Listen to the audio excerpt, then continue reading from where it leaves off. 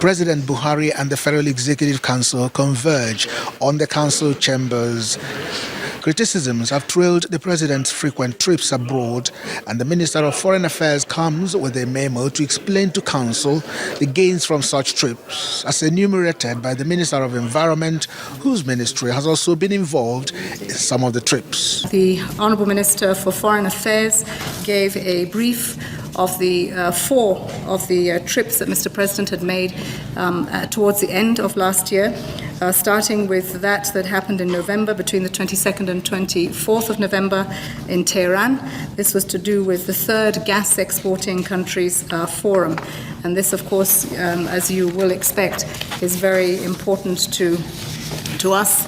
The third trip, I've just briefed on that, but the President led the country to the United Nations Framework Convention on Climate Change and made significant interventions there that really called for investments for climate change in the country. State House correspondents wondered why they sat for several hours only to discuss the president's foreign trips, and this is the Minister of Information's reaction in answer to one of the questions. The personal presence of Mr. President in many of these fora is so important and so crucial, because before now we're almost a pariah state. And the two things that have been driving investment away from the country have simply been terrorism and corruption.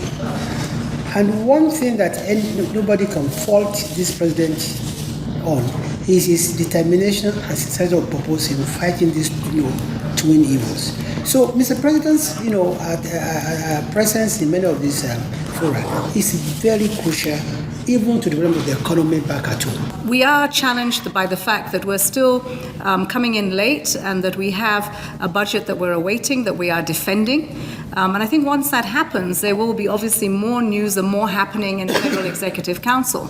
So I think, it's also would be helpful for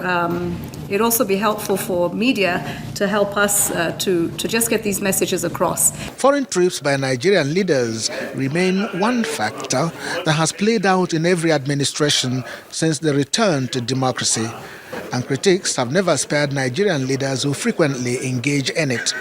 Perhaps the criticisms will die down when Nigerians begin to see concrete results as the government tries to explain. Chukwuma Onwekusi, Channels Television News.